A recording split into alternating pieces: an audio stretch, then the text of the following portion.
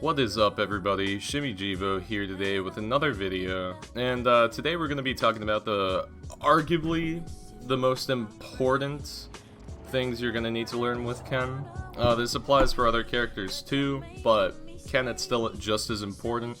This guide will feature a lot of footage of just like different types of movement. It's encouraged that you experiment with it on your own, but at the same time try and apply to specific matchups that would help against them and help against specific options. So with that, let's go ahead and get into it. The first most important things that you're going to need to focus on first is your grounded movement. So the best options you really have is walk, because when you walk you're able to do anything out of a walk, including shield. Outside of that, there's dashing. And dashing is, like, good, but when you flick the C stick down within 3 to 5 frames, I believe, after doing the dash, you will get a step dash. And doing that will make you walk after your dash, and you also get an extended dash. So, this is a good tool. It does the same job as running, essentially, instead of just a regular dash. It does the same as a stride, but the only difference is you're basically just, you can't shield or do anything within that other than, like, jump or up B, but, yeah. Other than that, we're going to go into full hop, short hop, and double jumps. So, to start off the conversation on using short hop, full hop, and double jump mix-ups, the most important thing you really want to focus on first is knowing when you should really be fast falling or slow falling. So, it's really important to note sometimes that you don't need to fast fall at every time, because if you do, so for example, this is what happens if I do a full hop fast fall. I land right around here on the inner first ring of FD. Now here's what happens if I slow fall it. I land outside of that inner ring. You see, I get a little bit more distance on that full hop, and because of it, I'm not fast falling it and I'm getting more distance. Now this is just good as movement in general, just not even committing to a fast fall, because sometimes the opponent will try and either, like, for example, Joker, he'll go for a down tilt if he sees you trying to go for a landing aerial. So mixing up with something like this is really beneficial in that case.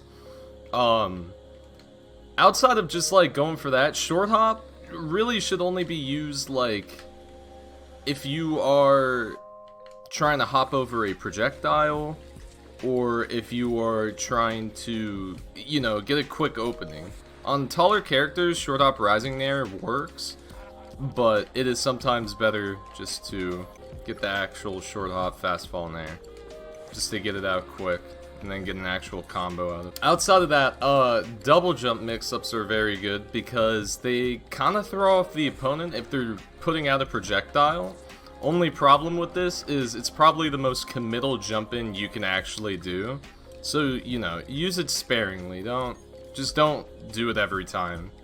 At least mix it up between, like, you know, a little bit of focus movement, which we're about to get into, and, you know, just make yourself very unpredictable, basically. You don't want the opponent to know what your movement is going to be next. That's why you don't want to be doing the same thing over and over again, because then you're just giving the opponent a feeling of comfort towards you, when it should be the opposite. With your movement, you should be making them feel more uncomfortable. And you need to do whatever you can to get that, whether it be movement, whether it be starting to grab with Ken, any of those things. That covers that. So the next big thing we're going to go over is focus attack movement. There's going to be some different types of movement on stages with platform. For as of right now, we're just going to go over FD. And so this video is going to be showcasing wave bounce focus attack as well as B reverse focus attack. But yeah, these are two extremely, like, busted tools to use, because what it really serves as is Ken is a character who can't drift backwards. So if you look, yeah, like, Ken cannot drift back. He's basically making a right angle if I hold back. Like I'm making a triangle. But the point is doing this literally gives Ken armor on his drift back if he chooses to do so. Arguably saying like he kind of has better drift back than anyone in the game. But the only thing he's sacrificing for that is he's getting nothing but a focus attack or focus attack canceled before he hits the ground. So now doing this out of a short hop is the best thing, because you can basically, like halfway through, you can kind of react depending on how the opponent moves, and you can just fade backwards. This actually is like reactive movement offline. You don't even need to use the wave bounce method. You can just use B reverse, and you can still get out of there. If anything, using B reverse is better because your whole hurt box is shifting further to the left. If, for example, you see how his back arches basically? I made a video a while ago, if you do like heavy down tilt into B reverse focus, your hurt box is so far forward facing the other way that a lot of moves whiff, including grabs, so stuff like that is super interesting. One thing I like to do is I'll do full hop rising wave bounce focus attack. And when I'm in this position, if I do it properly, I'm able to get an air out. And it's like a sweet nair too. So if I get that, and there's so many other things you can do. You can arch back, dip down. If you want to, you can just back off afterwards. It's all very, very optional. Like, this character has a lot of potential within just using this. Now, the only time it's going to be kind of useless is in matchups with multi-hits, and you're not really able to at least disrespect them. You're going to need to space a lot more with the character. And, I mean, that's fine. You need to do that sometimes.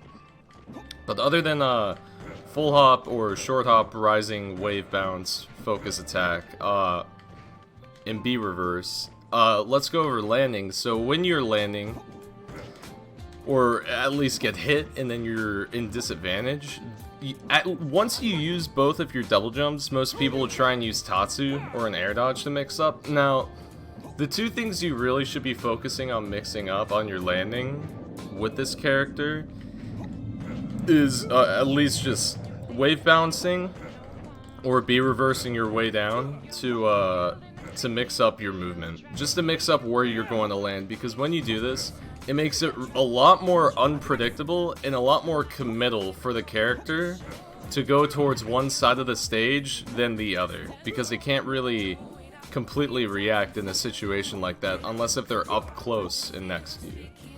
So, we are now on Battlefield, and the first and most important piece of movement I can show you is full hop, wave bounce, or B reverse onto a platform.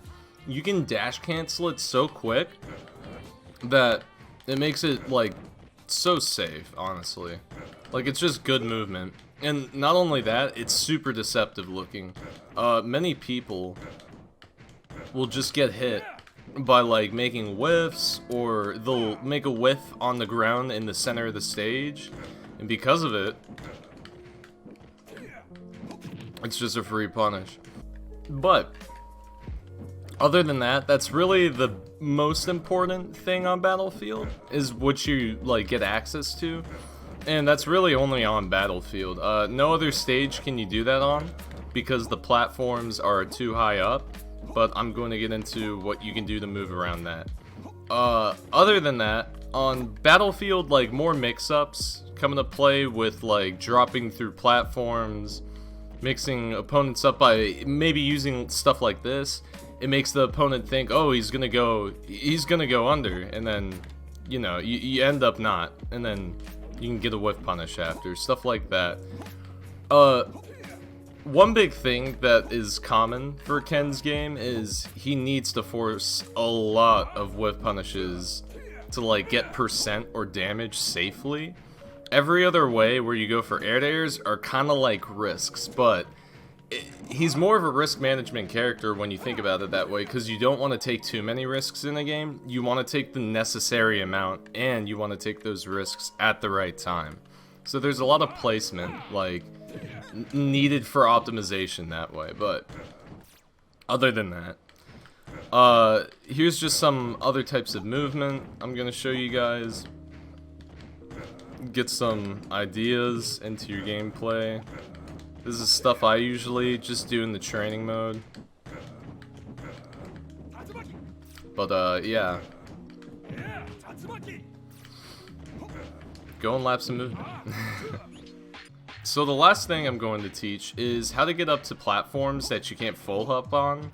And every other stage with platforms than Battlefield, you can't do that on. So, on stages with, like, a platform at this height, which is the most common case, you can wave land on it. Now, wave landing is actually a good alternate for this, because you don't have that much lag, and you also move backwards, so you're actually gaining some space between that.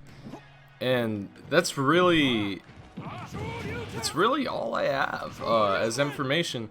The last thing I can show is medium shoryu is actually a movement option. You can get on top of platforms on Battlefield or PS2 by going for a medium shoryu. It's not that bad of an idea. Sometimes you can just go for a double shoryu or cover options, and instead of doing that, if they air dodge the other way, you could do this. You can do plenty of stuff like that, but I just came up with that, so maybe I have some stuff to add. So other than that, guys, I hope you enjoyed the movement video showcase. Next week, like I said, the video is going to be focusing on conditioning and using Ken's moveset to do so. But other than that, I hope you enjoyed the video, and have a good one.